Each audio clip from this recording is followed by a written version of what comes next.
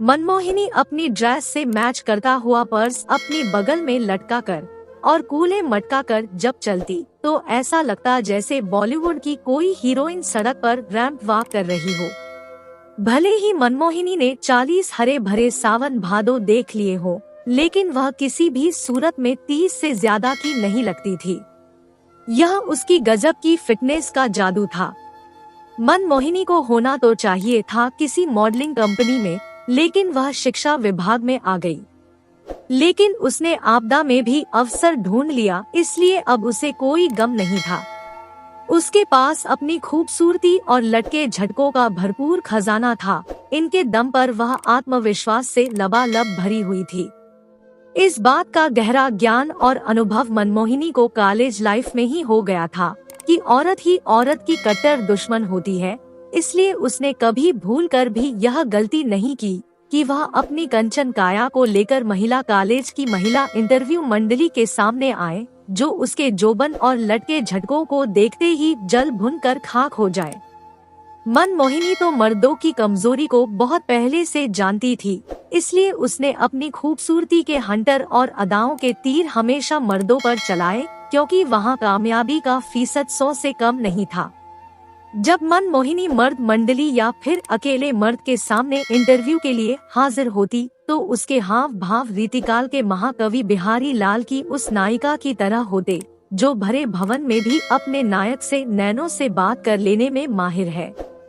बकौल बिहारी लाल कहत, नटत, रीझत, खिझत, मिलत, खिलत, लजियात, भरे भौन में करत है नैनो ही सब बात। अब भला कौन बूढ़ा खूसट होगा जो मनमोहिनी को ना चुने या फिर उसके नाम की सिफारिश ना करे। बूढ़े से बूढ़ा भी मनमोहिनी के लटके झटकों पर रीझ जाता था। नौजवान मस्खरों की तो बात ही जाने दीजिए, वे तो किस खेत की मूली। इसी के बूते एक बड़े स्कूल में मनमोहिनी को नौकरी मिलने का चांस बन गया। प्रिंसिपल मोहकलाल मनमोहिनी की खूबसूरती में इंटरव्यू के समय ही गिरफ्तार हो गए थे।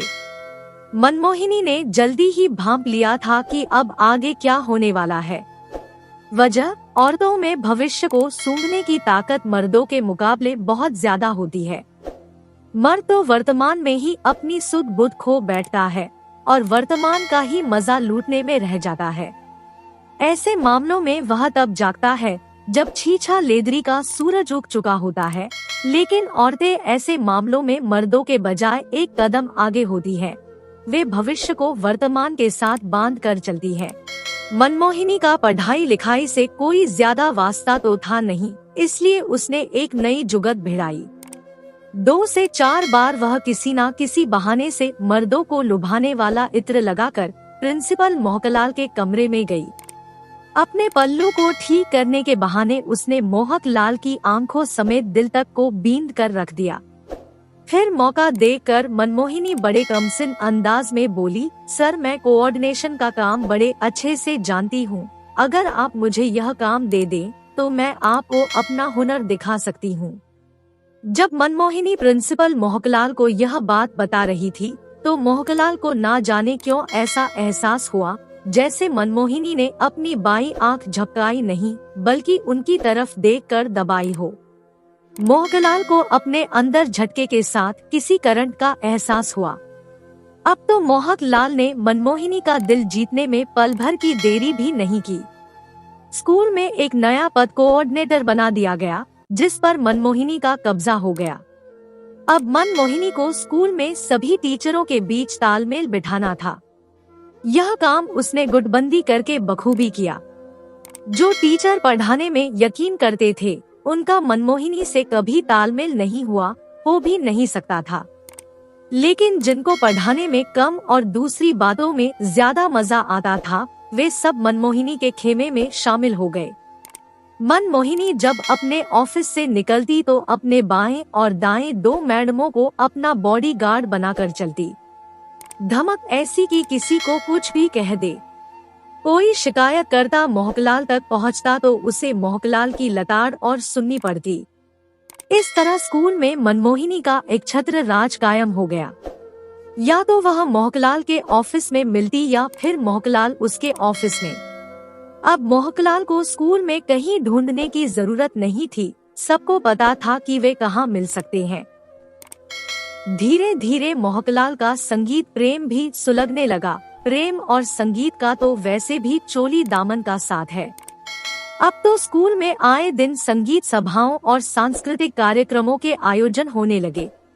ऐसे कार्यक्रमों में मोहकलाल से गाना गाने की डिमांड होती और उनके गाने के बिना ऐसा कोई कार्यक्रम पूरा ही नहीं होता, भले ही टाइम ओवर हो जाए। मोहकलाल अपने गाने से प्रेम रस की बौछार करते और उससे मनमोहिनी को तरबतर कर देते। लेकिन मनमोहिनी ने कोई कच्ची गोलियों तो खेली नहीं थी। वह जानती थी कि उसकी मनमोहिनी माया का असर 3 से 4 साल से ज्यादा नहीं होता। यहाँ भी यही हुआ। प्रिंसिपल मोहकलाल उसे छोड़ नहीं पा रहे थे और स्कूल की मैनेजमेंट कमेटी मनमोहिनी को बर्दाश्त नहीं कर पा रही थी। 1 साल तो इसी कशमकश में खिंच गया।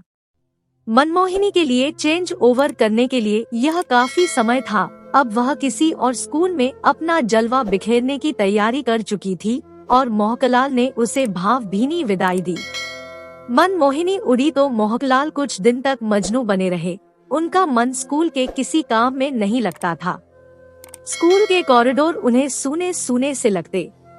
अपना गम भुलाने के लिए वे म्यूजिक रूम का रुख करते तो वहाँ से दुख भरे फिल्मी नगमों की तान सुनाई पड़ती। मेरी किस्मत में तू नहीं शायद जो तेरा, आ लौट के आजा। इस पर कॉरिडोर में चाय की खाली ट्रे ले जाती फूलवती आया अपने लहजे में जवाब देती, अब तो वह चली गई, अब काहे बावरा हो रिया।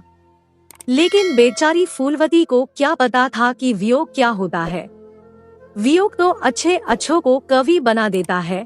तभी तो सुमित्रानंदन पंत ने कहा था, वियोगी होगा पहला कवि, आह से उपजा होगा गान, निकल कर आंखों से चुपचाप बही होगी कविता अनजान।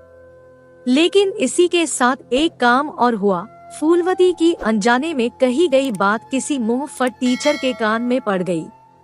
फिर तो वह बात स्कूल में सभी टीचरों के हंसोड़ खाने की आवाज बन गई। इस बात को टीचर एक दूसरे को चटकारे ले लेकर सुनाते और मजे लेते थे।